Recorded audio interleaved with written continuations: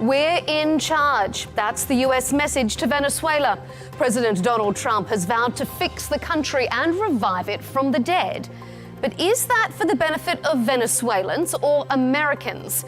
And does the forced removal of Nicolás Maduro set a dangerous global precedent? It's up for debate here on Counterpoints with me, Melinda Nusofora.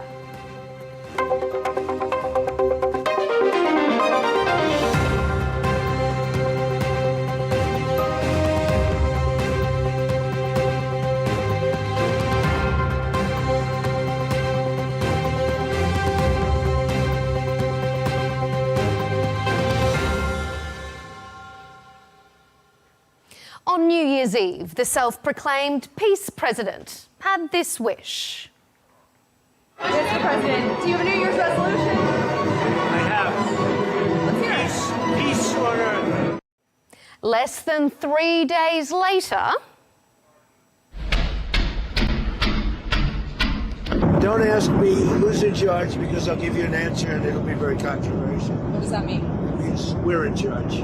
Our adversaries remain on notice. America can project our will anywhere, anytime.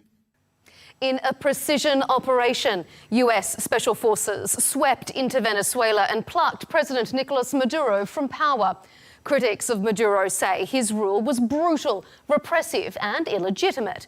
The White House went further, accusing him of facilitating a deadly drug trade into the US and stealing American-owned oil infrastructure. So, by and large, not many world leaders will lament his removal from power, but it's how he was removed that's caused concern. France's position is clear. The actions of President Trump contravenes international law. International law is the framework, is the anchor or the benchmark against which we judge the actions of all other governments. And it is, of course, for the US to justify the action that it has taken. On this episode, we'll ask, is the forced removal of Nicolás Maduro justified and legal? Is a peaceful transition of power a pipe dream? And does this set a dangerous precedent for other countries? Stay with us. Joining us for this discussion is Germania Rodríguez Poleo, a Venezuelan American journalist. Kurt Mills is back on the show, Executive Director of the American Conservative magazine. And rounding out our panel is Bruno Macias, former Portuguese minister, a writer and author whose latest book is World Builders, Technology and the New Geopolitics. Thank you all so much for being here on Counterpoints. Well, after months of speculation, the Trump administration put its massive military build-up in the Caribbean to use. In a raid described by the administration as historic and flawless, the US swiftly deposed the Venezuelan President Nicolás Maduro and flew him to the US to face trial.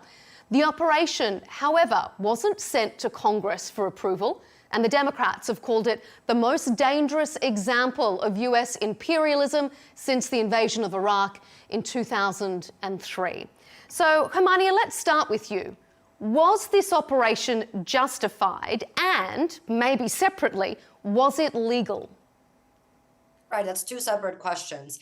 It was 1,000% justified. Nicolás Maduro is a brutal dictator that has opened the doors of the Western Hemisphere to actual imperial powers of Russia, China, Iran.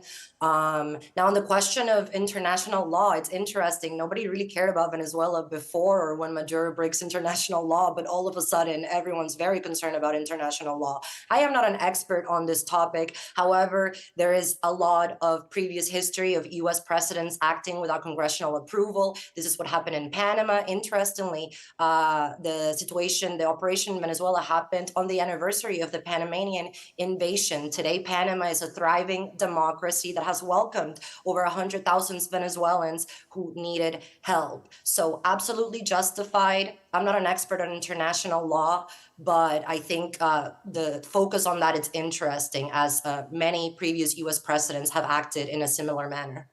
Okay, Kurt, pick up on that. Germania is saying very much justified.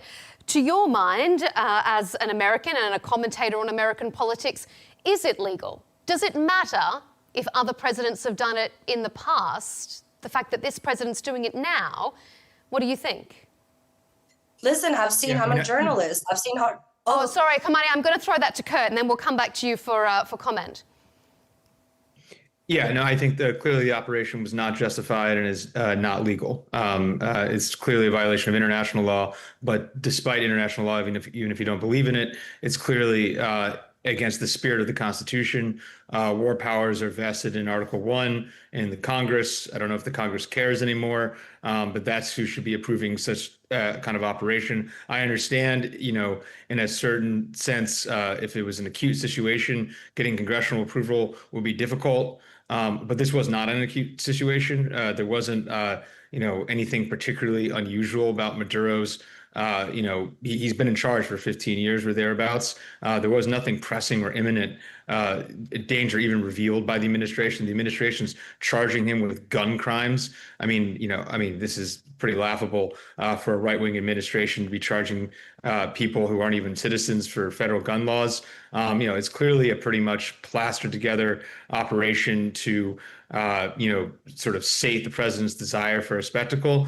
And look, I understand that, the Maduro administration was probably not doing a very good job running Venezuela, but there are tons of poorly administered countries and poorly administered organizations across the world. The U.S. could have achieved discrete national security goals, such as driving China out of the region, limiting flow of drugs and migrants, without this sort of spectacular operation. The tail end risks of this now, number one, the successor, Delcy Rodríguez, just being openly worse, I think is a real one. And if the country were to collapse into civil war or insurgency, then actually we would have increased migration and increased drugs and increased violence.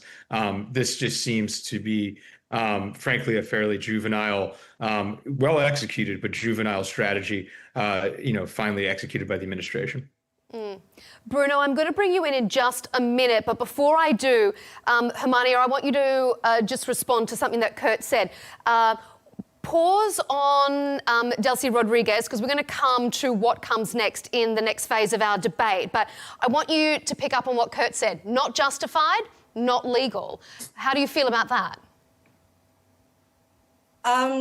It just shows I understand the American side of it. I'm an American as well. American citizens can be concerned. Both the far right and the far left do not want the US to be the policeman of the world. They are united in that. They don't want their tax dollars spent in other countries. However, just to call the Maduro regime and administration shows a complete lack of understanding of what's going on in Venezuela. It's not a bad government like that of Colombia. It's a brutal dictatorship that is a system that comes from Cuba, that has spread to also Nicaragua. A great sign of this is that nearly half of the officers who died protecting Maduro were Cuban. That's the invasion that happened in Venezuela. This is not a government, any talks of international law. This is a criminal organization that has been running a country for 26 years.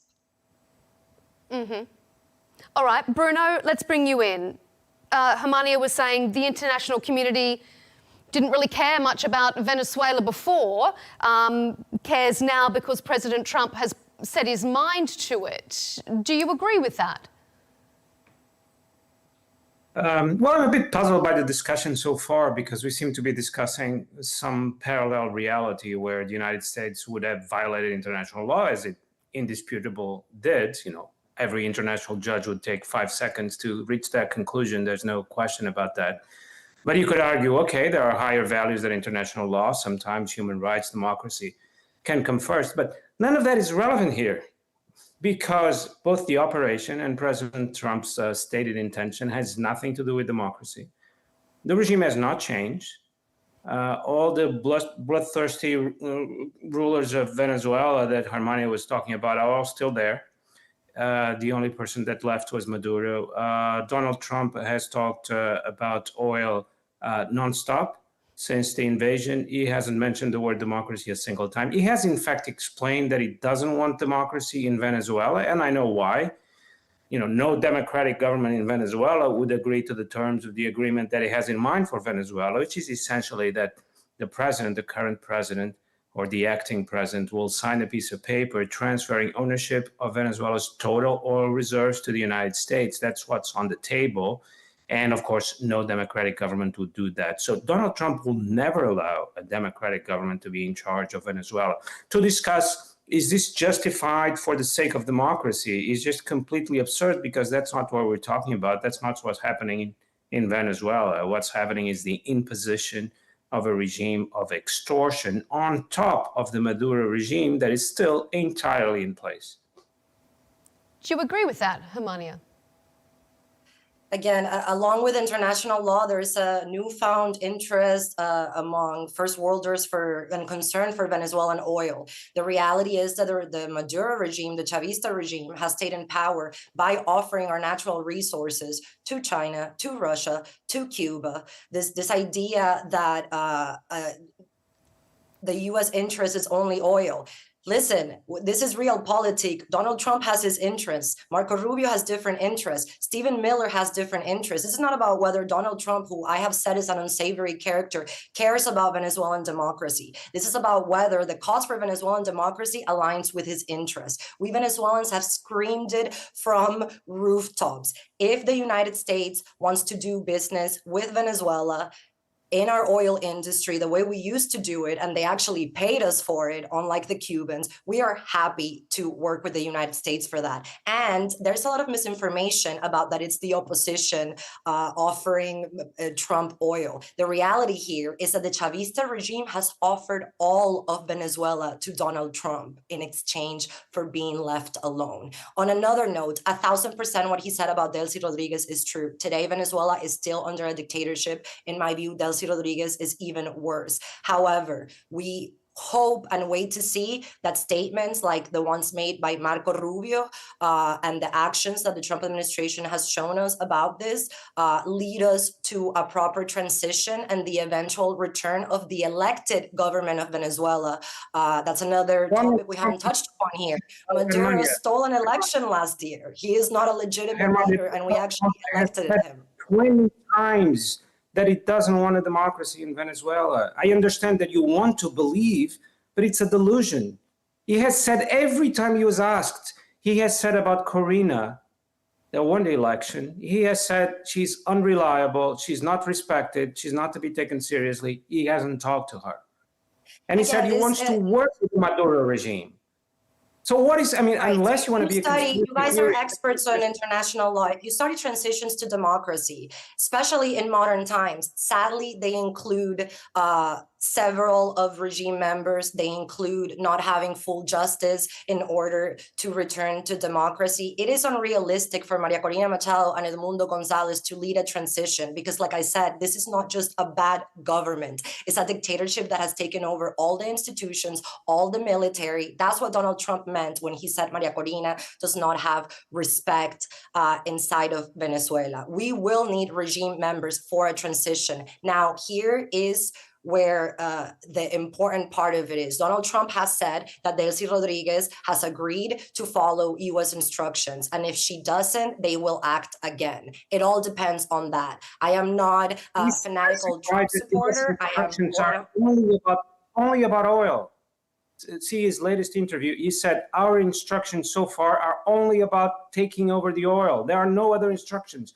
No political prisoners will be released. The U.S. has its interests, which again have been the same ones of other imperial powers that for some reason first worlders don't care about, that have been taking our natural resources. Again, we Venezuelans are happy to work with the United States in our oil industry in order to have a transition. Kurt, what do you think? Was this ever about the Venezuelan people, or has this always been about oil? And if so, has President Trump broken this promise of ending foreign forever wars and nation building, all in the benefit of getting their hands on this valuable national resource? Yeah, I mean, I think it's been a grab bag, and so in that sense, it's a clear parallel with the last time the U.S. did something anything close to this, which was Iraq. Different members of the Bush administration had different rationales for why they wanted to go in, and I think the problem with not having a clear rationale among all your team members is that you might not get any of the goals. So with Iraq, it was democratization, tilt towards the U.S. Potentially access to resources. Today, Iraq is not tilted toward the U.S. It has some form of democracy. It's tilted towards China. And we don't have, basically a lot of Iraq's oil is still not online, and it's not heavily traded with the United States. I would like to weigh in on that because it's been something part that of extreme the. likely to happen today because Venezuelan is far more in the U.S. orbit than Iraq. But the reality is, like, even if this was a war of imperial plunder, I'm not even sure that's actually going to work. I mean, the oil firms have shown a pretty stunning recalcitrance to even bring this stuff online. I don't think it's going to come online in Trump's administration. And then additionally, I mean, look, we are in a period of basically oil trading at $50 to $60 a barrel. Even if this worked, we would be driving the price down below 50, decimating the U.S. production. U.S. production is based in a lot of states that vote Republican. Texas, you see a lot of complaints there. It's just totally incoherent. I think Trump wanted to take out Maduro. I think he had sort of anger from him from the first administration. I think sort of crackpots within his midst, the sort of, a Patrick Byrne person, think that, Maduro was involved in stealing the election in 2020. And then Rubio has a crusade, a jihad against basically Latin American left-wing dictators. That's fair enough for a Latin American, but it's not super fair enough for an American. And he is a U.S. Secretary of State, not a Cuban Secretary of State or Venezuelan Secretary of State. So I think that the chances of this going off the rails real fast are pretty high. Germania, you wanted to jump in? Go ahead. Several points were fair enough. However, I do think the situation in Venezuela affects national security. Ignoring the situation in Venezuela and before in Cuba has completely destabilized our region. We have seen the largest refugee crisis in the history of the Western Hemisphere that has not only affected the neighboring countries, but also the United States. On another note, he kind of corrected himself afterwards, but part of the misinformation campaign about what's going on in Venezuela is the continued comparison to Iraq and Libya. Again, they ignore countries like Panama that are culturally more similar to Venezuela. We do not have ethnic or religious battles. On the idea of civil war, that would not happen. The population in Venezuela wants Maduro out. Yes, there are extra official armed groups with the regime. That is true. But to say that Venezuela is most similar to Iraq, it just makes no sense. We Venezuelans had a country. We had a democracy. We have Western values. You don't have to build a country or teach us what democracy is. It's not a misinformation campaign. I mean, respectfully, this is a kind of speech code terminology that I think is really unhelpful. People don't know what this is going to look like. Iraq wasn't, I mean, people really sort of castigate Iraq today. Iraq fought a very cohesive war in the 80s against the Iranians. The Iraq had been a country for 70 years. Like there was all promises that Iraq actually could stay unified once the U.S. knocked it over, and it didn't. And so, yeah, it's possible that Venezuela won't be as bad as Iraq. Probably won't be, but we don't know. And additionally, the administration has the Secretary of State doesn't agree with the president very openly. That is true. We don't know. Would you say there have been throughout history, would you say there have been any positive U.S. interventions across the world, or have they all been negative? Across the world? I mean, the country was founded on a revolution against the British Empire. I think that was justified. No, that's what it's interesting because it's only the negative or the failures that are constantly brought up, but it's never countries that have been helped by the US. I think the U.S. hasn't basically won a strategic victory internationally since World War II. So I think we should be pretty careful about getting involved. I think Vietnam was a fiasco. I think Iraq War II was a fiasco. Was Panama a fiasco? Were fiascos. What? I think Panama was a pretty mixed bag, and it was 30 times smaller than Venezuela. And I think we still don't really have strategic control of the Panama Canal. So I'm not really sure what it was for. We knocked out the cartel's banker, but it's not like we ended the war on drugs. It's not like we ended the stem of the flow of drugs into the United States. I'm not really sure. Is Panama better today after U.S. invasion? It's 35 years ago. I've been to Panama and I've talked to Panamanian citizens. I'm glad you've been to Panama. I'm glad you've talked to people. I mean, that's not really a scientific way of doing policy. I'm going to bring Bruno in as well to weigh in on this with your geopolitical expertise, Bruno, to pick up on the question that Germania asked to Kurt. Have there been any positive US interventions globally? Or is Kurt right to only be pointing out the negative? Look, I'm not entirely sure what's the relevance of that question, but it's, we're not judging the United States. Obviously, there have been positive interventions from the United States, from other countries. We all give the example of World War II. I think the world would be much worse if FDR had not decided to step in. And there could be many other examples. There have been tragic interventions. It would be a long discussion and a very long book to try to figure this out, also because there are opinions on many sides. But this intervention is easy to judge because you have the American president saying, we just want to steal the oil. In fact, he says Venezuela stole the oil in the past and we want it back, all of it. We want it back. He said in his press conference, quite extraordinary, he said, we want to take the oil from Venezuela in order to take care of this country, the United States. You know, on Twitter, I call this colonialism for children or colonialism for dummies. You have one sentence explaining the logic. You know, European colonialists in the 19th century had full treatises explaining the logic of what they're doing. Now we have a sentence This that idea of colonialism, can I ask you a question? What about Cuba receiving Venezuelan natural resources? Have you heard of what's going on in the Orinoco River with illegal gold mining and what that's doing to the environment under the Chavista regime? I don't understand what kind of argument this is. So if someone else is doing something you disagree with, then you have to approve of what the other person is doing in this case. But no, it's relevant because you guys are framing the situation. You're framing the situation as if the U.S. invaded a bad government. Do you want me to discuss the Mongol Empire and whether the Empire was worse or better than Donald Trump? You know, I'm discussing a sentence. He specifically said, we are going to take all the oil from that. That's the entire argument, yes, that Trump said that. It's very hard to discuss. Okay, let Bruno finish the point and then I'll come to you for our next question, Germania. Bruno, finish up your point there. You know, there are interventions that are complicated, very long books trying to judge, you know, even the Vietnam War and other wars. This one, you know, it's part of our times that everything is so, in a way, so stupid that it's easy to judge. You have the American president saying, we're still in the oil. And then you have conspiracy theorists saying, no, it's not about the oil. There must be some other reason. It may even be about democracy. You know, I call them the democracy conspirationists or democracy conspiracy theory, that deep down behind all these statements, there must be a motive about democracy. Well, good luck finding it. But you do sound like a conspiracy theorist if you believe in that.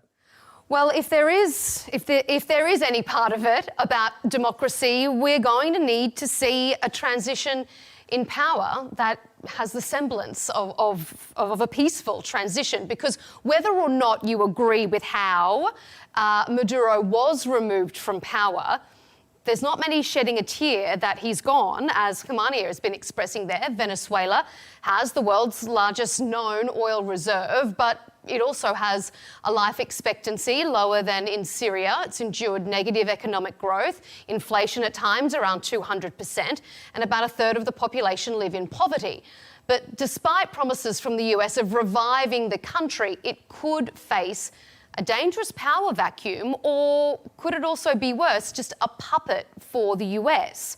Germania, surely a movement like Chavismo, if it's endured for so long, it's bigger than one or two people, if we include Delcy Rodríguez. This is what's important. But is there a concern, though, that will Venezuela be better off without Maduro? Will it be worse off if it's just going to be a puppet for the US?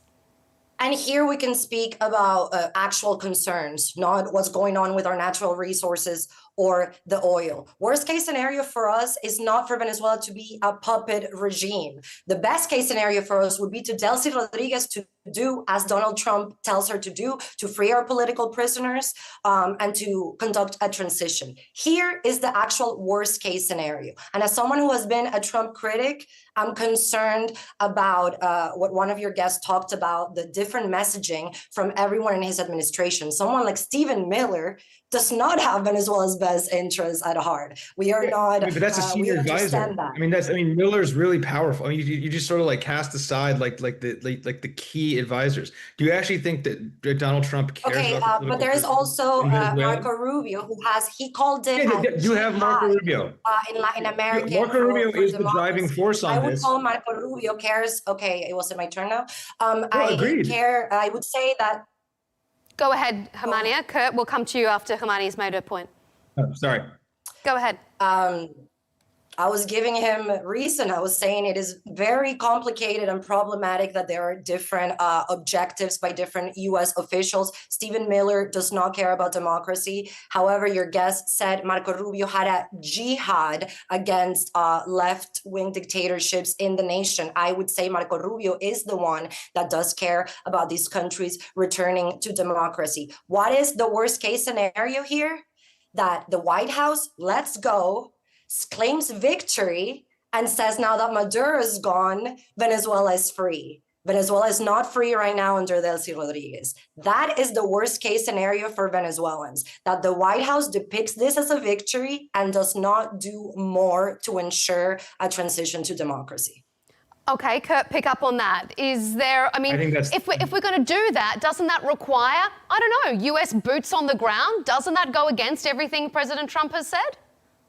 Yeah, I think the base case is the worst case scenario, which you just laid out, which at this point I think is the best case scenario, but which is the White House is just going to wipe its hands clean of this. It's going to put Delcy Rodríguez in charge. There's going to be some concessions to do something with oil. Chevron stock will go up and they'll get out. Okay, like from my perspective, that's not the worst thing in the world because it limits U.S. involvement at this point, and let's just go home. But you just said that's the worst case scenario. So I really don't get Venezuelans for first world isolationists. That's the best case scenario. No, I mean, basically, we extraordinarily renditioned Nicolás Maduro. We set the precedent that basically the Chinese could do that to the Taiwanese president. What's to stop Putin from just like murdering That set the precedent. That set the precedent for China. I think it did. I think it did. I think if you are a peripheral country of an empire, like we have now set the precedent that we could just like knock off the leader if able. And so if the goal here basically is like setting that precedent and enshrining the Chavismo regime under a new woman, then like congratulations. If the goal is like taking a Hail Mary attempt that Marco Rubio will take over the Trump administration and become the next president, which I can't rule out at this point because he's gotten this long of a leash, then sure. But it strikes me as like very unlikely. I mean, the similarity here, again, to Iraq, which I think is an actual precedent here, is Paul Wolfowitz had all kinds of ideas and he had all kinds of views about what should happen in Iraq. And he was, genuinely tortured by the massacres of the Shias in the 90s. But it didn't prevent the Bush administration from pursuing a ton of policies that he didn't agree with, and then from Shias getting massacred by ISIS in the 2010s. And so, like, again, all of this strikes me as pretty counterproductive, and it does actually matter that the 10 decisions, the 5 decisions don't agree. Stephen Miller is not just somebody. He is the chief immigration architect of the United States at this point. He is positively citing I agree with you. Our hope is that I agree with you on that. Is Marco Rubio as important as Stephen Miller? Okay, let me bring in Bruno for your say on this, Bruno. I mean, how dangerous is a power vacuum here, and how likely is it? So just quickly, what Germania just described as the worst case scenario is the rationale for the invasion described in detail by President Trump. So she should actually be against the invasion because her worst case scenario is what the invasion is all about, according to those who conducted it and decided it. So I'm a bit puzzled, but moving on, things could go very wrong because it is all about the oil. It is all about stealing the oil, but I very much doubt the US has the capacity, organizational, industrial, political, to go into Venezuela, invest $500 billion, run all the risks, political, security-wise, that involves, and actually reinvigorate the Venezuelan oil industry. There will be security threats coming from many different actors. And I'm much more on the side of Kurt here, that I think things could completely go off the rails in Venezuela. Germania, the civil wars don't happen just because of this divisions between Shia and Sunni Muslims. There are civil wars for 1,000 different reasons, and Latin America has a history full of violent civil wars. Thanks for that. I never heard about that before. Thanks for. No, you said that was not the case. You said earlier that was not the case. No, thank you. Because how else would I know if you don't tell me? Shias, that's what he said 15 minutes ago. Germania, civil wars. What do you make of the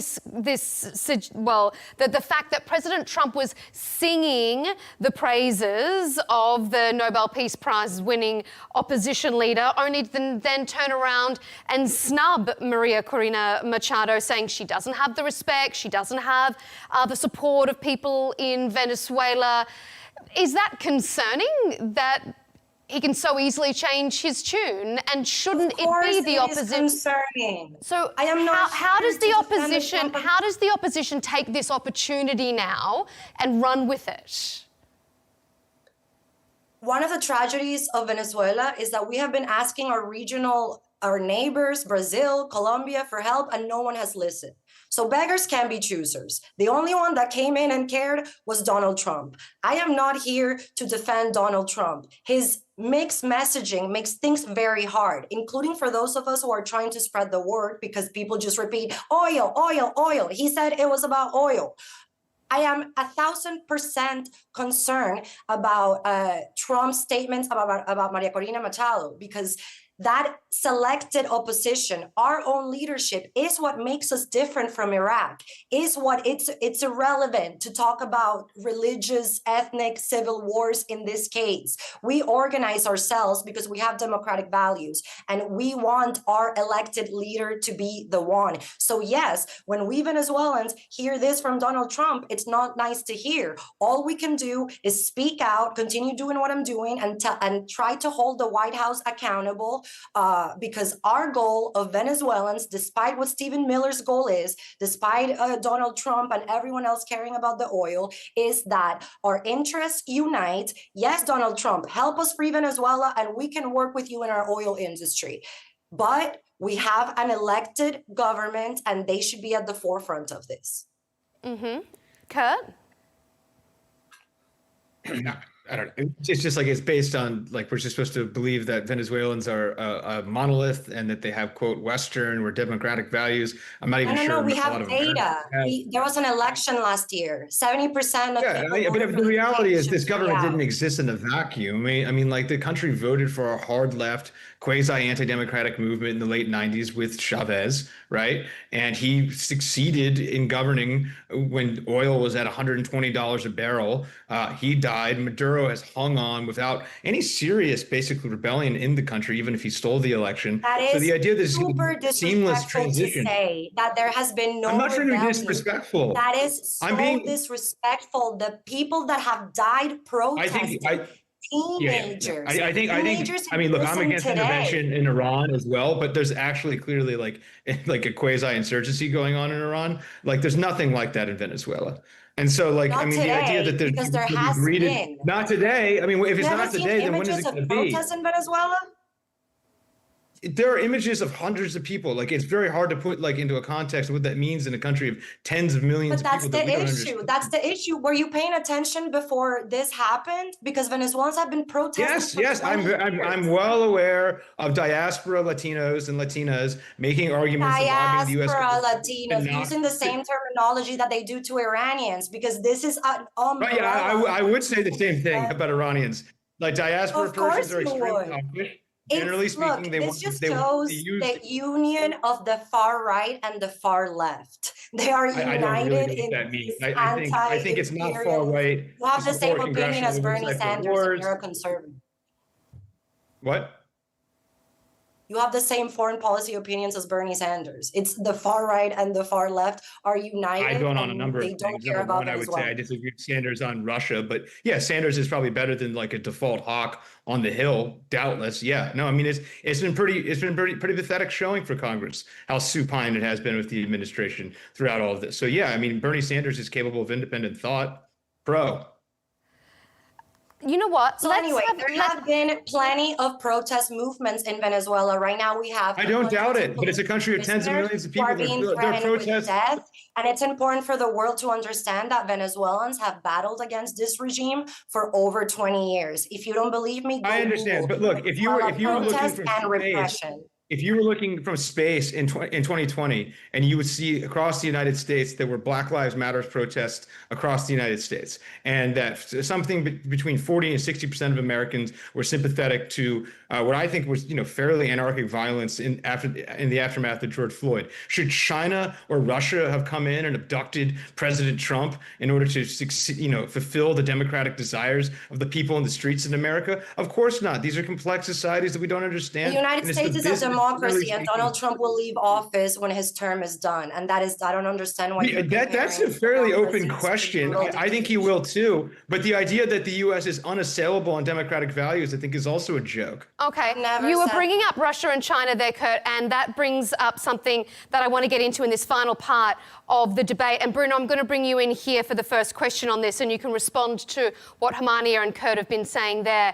Because the weekend's operation, it will likely have repercussions far beyond Venezuela and the Western Hemisphere. I mean, as Kurt just mentioned, Beijing, Moscow, they could potentially use it as precedent to do whatever they wish in Taiwan or Ukraine. Ukrainian leaders have also opened themselves up to... I apologise, I misspoke. Their European leaders have opened themselves up to accusations of hypocrisy because they've been called out by some as having double standards. How can they espouse the values of international law and condemn Vladimir Putin's actions in Ukraine, but then look the other way when the US bombs a country and removes its leader? Bruno, what kind of precedent has President Trump set, and what message is he selling to Beijing and Moscow? It's not a question of precedent. It's a question of the gradual and progressive but complete destruction of any idea of world order, which is continuing, but it didn't start last weekend. I think the last 2 years, what happened in Gaza is an even more striking example of that destruction. Of course, we have someone indicted by the International Criminal Court who travels everywhere and is met with all the ceremony of state in Washington. Benjamin Netanyahu. So, I'm going to say that that happened last Sunday. It didn't. It's been happening. And it's a problem, obviously. As the rules of global competition change and they become less about soft power, economic might, economic growth, and they become more about harsh military power, you'll see that happen all over the world. It's not because China is looking for a precedent. It's that slowly, for everyone, at the same time, the rules are becoming different. It is true that the United States is arguably making the biggest contribution together with Russia to this disaggregation of the world order.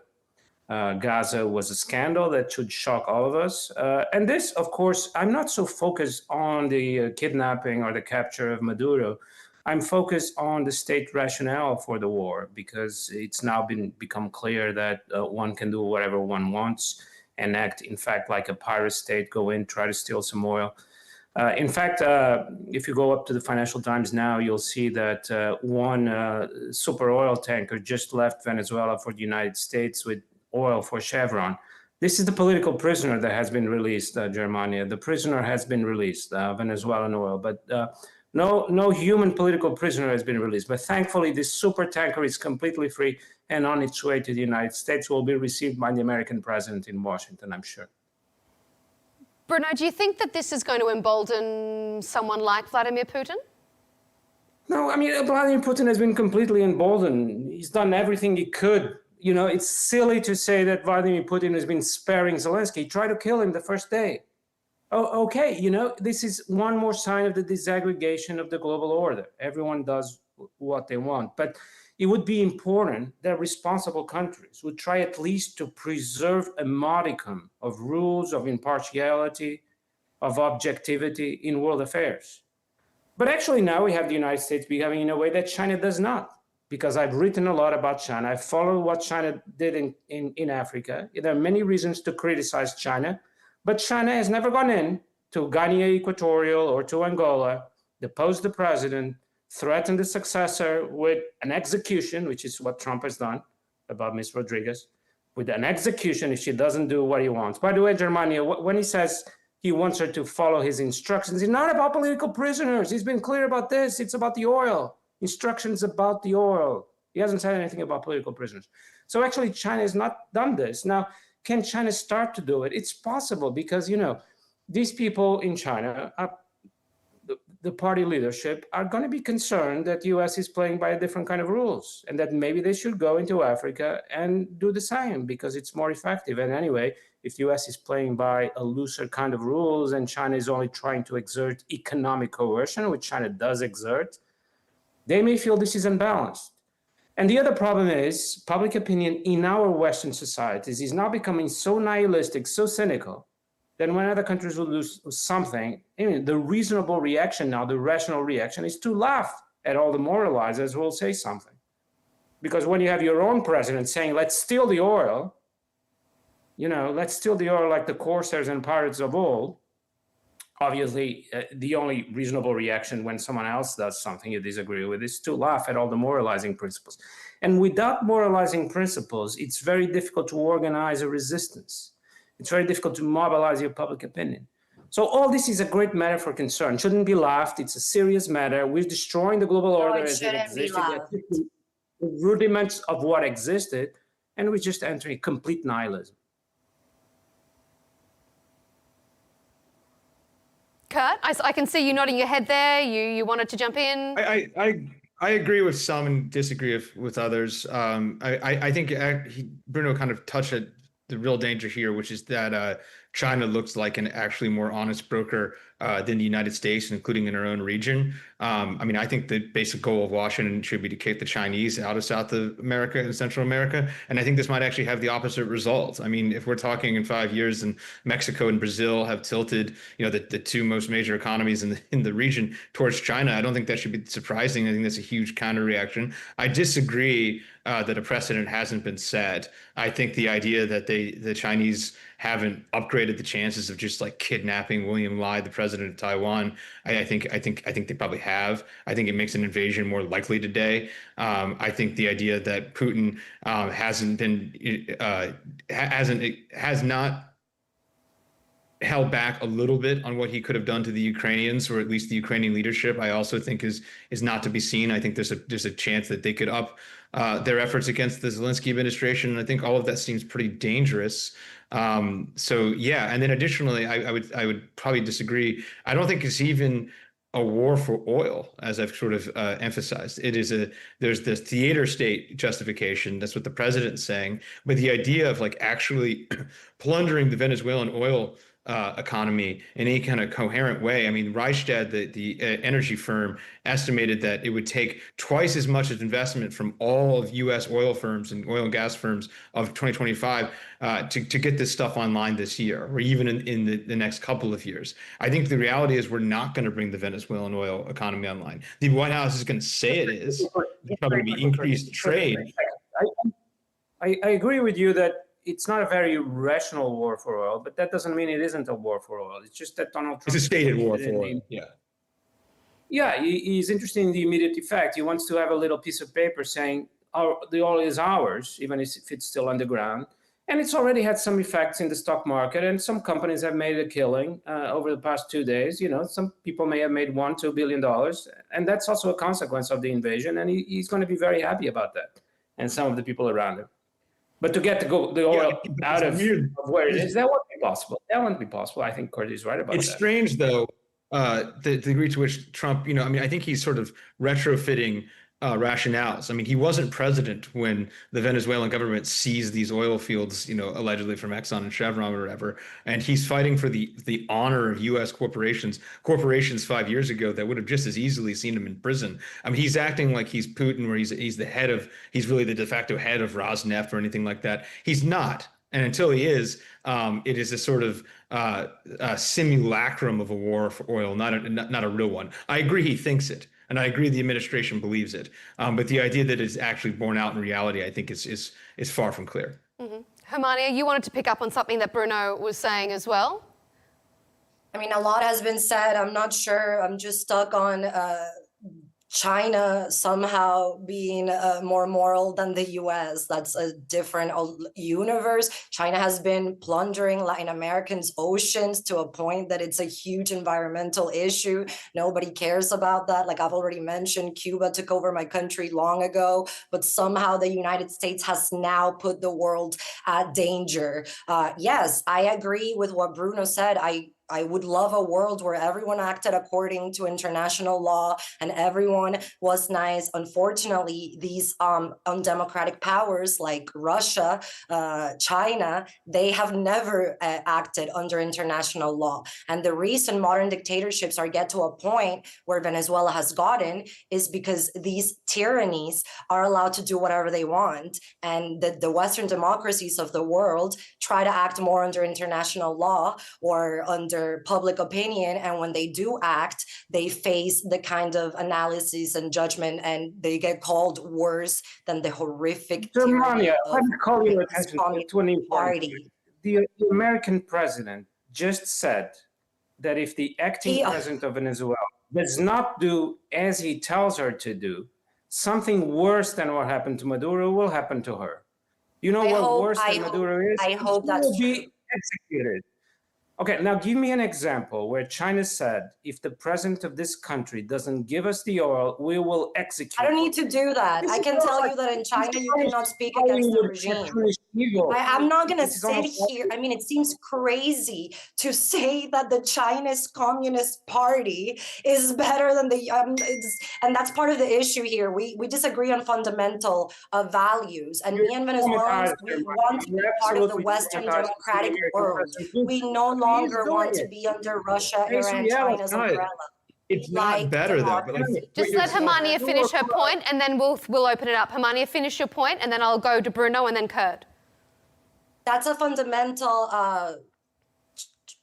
difference in opinions that I think a lot of the citizens of Western democracies have with Venezuelans. We want Western values and democracy. We like the US better than we like Russia, China, and Cuba, who took us by force. So to tell someone like me, who have suffered the brutality of a Russia-backed dictatorship, that the United States is comparable to these other tyrannies. Look, I've lived in both places, both pro-Russia tyranny and the United States. Let me tell you where it's better. And I can assure you, you both would agree with me on that one, even if you won't admit it. I agree. We're almost out of time, so let me just then give that to response to Bruno, and then we'll come to you, Kurt, and then we'll have to wrap up. Bruno? It's all very perplexing. The American president just said we're going to steal the oil. And if the president of Venezuela doesn't allow for that, we will execute her. And Germania seems to think that this is a representation of democratic values.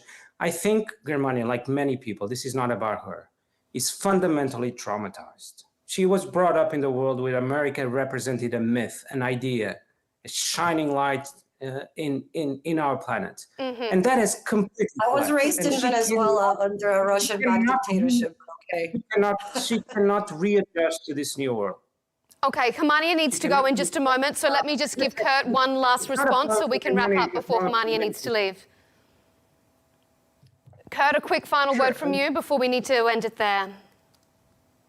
Yeah, I don't know if of America's promise is a myth, but I think America's got a lot of problems at home, and the idea that there's unified values in which we can sort of export to some sort of world empire, I think has been pretty belied by the last 25 years of us trying to do this. I mean, the U.S. has been trying to export democracy and capitalism to the world, and democracy is certainly in retreat, including in the United States. And I think trying to do this again in a complex society that we don't understand, I wish the Venezuelan people well, I think it's just doomed to failure. And it's not even clear in the slightest that the administration even believes in the putative values that she's trying to advance. I get that Rubio is. If Rubio was the president and he was trying to use all his political capital to do this, we'd have a separate conversation. I wouldn't be for that either, but at least it would be more coherent. Okay, look, we have to leave it there because we are out of time, but thank you so much to everyone for their contribution. Such an interesting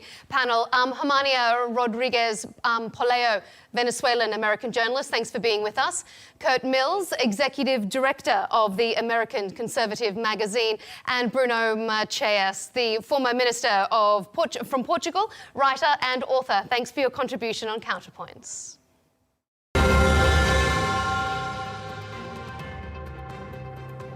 And thank you for tuning in to this episode. Keep up to date with our latest debates and interviews by subscribing to Al Arabiya English on YouTube, and you can follow us on X and TikTok. We'll see you for the next one.